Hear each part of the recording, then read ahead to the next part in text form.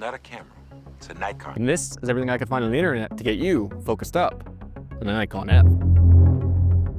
Talking all 6 F cameras and 2, 3, maybe 5 of the people who helped shape their cool factor.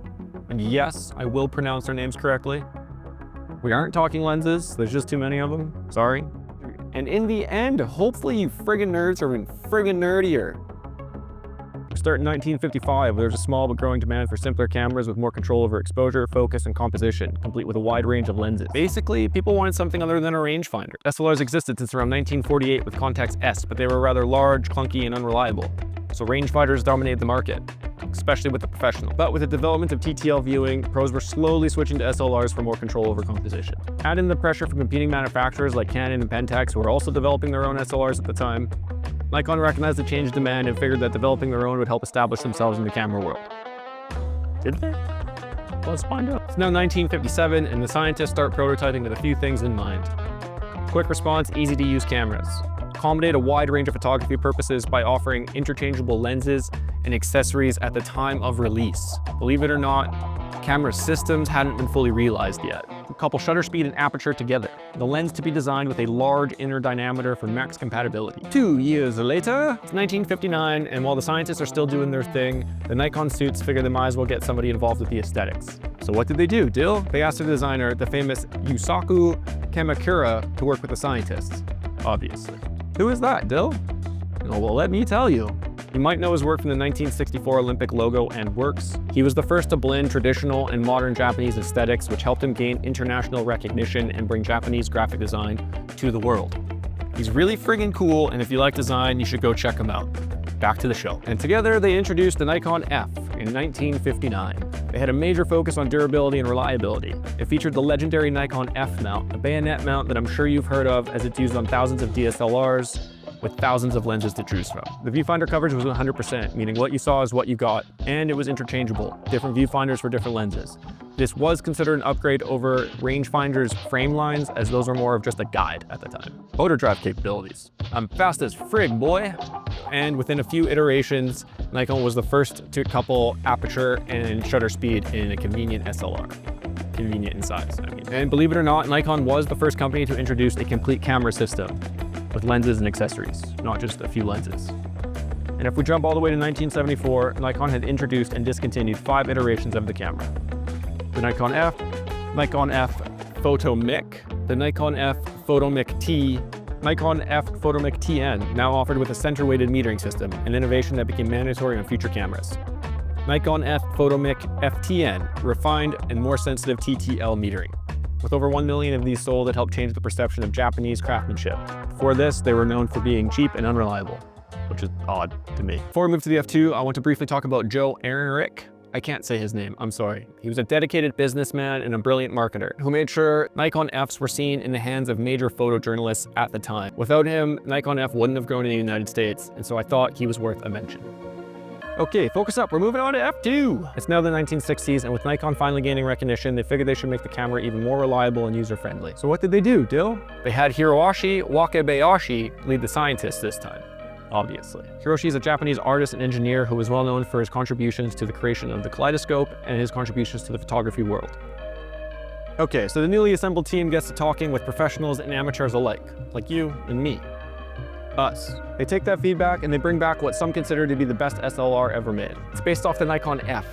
Remember the camera I just told you about? And since it was backward compatible, it had a full range of lenses and accessories available at the time of release. They modularized the internal construction, making it more reliable and easier to maintain. Introduced a wider range of shutter speeds with bulb and time modes. Even better motor sync. I'm faster as frig, boy. The F2 hit the market with several different metering options, DP1, DP2, and DP3. The F2 had a DP-1 prism head offering TTL center-weighted metering. The F2S with a DP2 prism using silicone photodiode sensors, SPD, for improved low light, also offered improved center weight metering. And the F2SB using a DP-3 prism with a refined SPD, which was more accurate, especially in changing light conditions.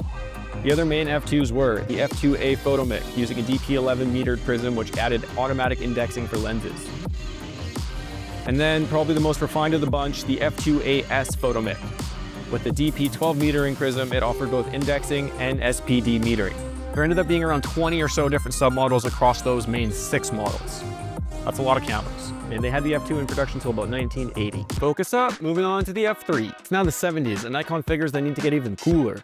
So what did they do, Bill? They recruited the famous Italian industrial designer, Giorgetto Gorgia. I can't say his name. I can't say any of these names. I'm sorry, okay? I'm just basically a hick with no good English. Sorry, I derailed the whole video there for a second. Do you know him? No? Well, have you heard of the Volkswagen Golf MK1? He designed it. Have you seen Back to the Future? Yep, he designed the DeLorean too. Lotus E-Spirit? You guessed it. He designed it. He's just really, really good at designing things, you guys. Okay, Bill, he's cool. We get it. Good. Let's keep going. The F3 looked different. It was more angular, had a strange red line, and was what they called modern. I suppose this makes sense as it was the first Nikon camera to offer an electronic shutter, as well as introduced a new metering system, Automatic Balanced Bridge, or ABB, meaning this was Nikon's first step into automation. They did, however, retain the manual exposure, making the camera even more versatile. That's the standard F3 with 5 submodels for more specific needs. The F3 HP High Eye Point DE3 viewfinder made it easier for glasses wearers. F3/T titanium body for increased durability came in natural and black finishes. F3AF autofocus, Nikon's first. It used an autofocus viewfinder, the DX1, and a few dedicated lenses. The F3P, the press model, better weather sealing, modified DE5 that was more durable and simpler controls for faster operation. F3H, the high-speed version with an MD4H high-speed motor drive, apparently coming in at 13 frames per second, also rare and highly sought after. Nikon had F3 models being produced until 2001, making it one of Nikon's longest produced cameras. And now on to the Nikon F4. Obviously. It's the 80s, baby. And what does Nikon want to do, kids? They want to get cooler, Dill. That's right. So what did they do, Dill? They looked to their head of engineering, Masahiko Fuketa, obviously. Fuketa is very important to the history of Nikon. I could bring him up at any point in time. He's been there since day one. He's been behind the scenes in every single F camera, before the F cameras, after the F cameras. I'm bringing him up now because he was very important to the development of their new autofocus and metering system. So that's why he's here now, and not at the beginning.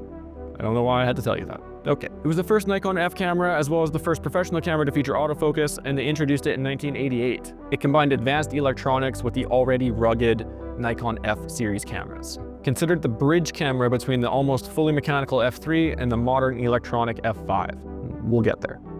F4S came standard with the DP21 battery pack, allowing 5.7 SPS and larger battery capacity. F4E with the MB23, allowing AA batteries or an optional rechargeable one. And the 3 F4s were only produced until 1997. And if you recall from the F3, that was produced until 2001. Kind of weird. Stay focused, please. No more people, just 2 more cameras, real quick. We made it to the 90s, and with the F3 outselling the F4, Nikon had to do something. So what did they do, Dill? They modernized, obviously. And in 1996, with yet another body designed by Giorgetto, we get the F5. Now with a brand new 5-point autofocus, predictive autofocus, and of course the world's first 1005 pixel 3D color matrix system for incredibly accurate exposure. There was no traditional submodels like the previous F camera. The F5 had software-based custom functions for specific needs like sports or scientific use, and they were only available through Nikon service centers. They were produced until 2004 and might very well be the best SLR ever, if it wasn't for the F6, I suppose. And I think this is pretty debatable among people. Last camera, let's go. Still 2004, and as we say farewell to the F5, Nikon is quick to introduce the F6. 5-point autofocus? Try 11-point autofocus. That's 6 more points. Oh, and an improved 3D color matrix too, obviously. And like the F5, there was no traditional submodels. Instead, they came with a few different configurations. The MB40 battery pack, which provided an additional power source, as well as a larger capacity, but did not improve the FPS like previous versions did. There was also a data back available for camera data printing with an optional reader to transfer exposure data and whatever to your computer. The F6 also allowed for custom settings, multiple exposures, and interval timing. The F camera's so good, it was only discontinued in 2020. Frig. What F camera do you want now?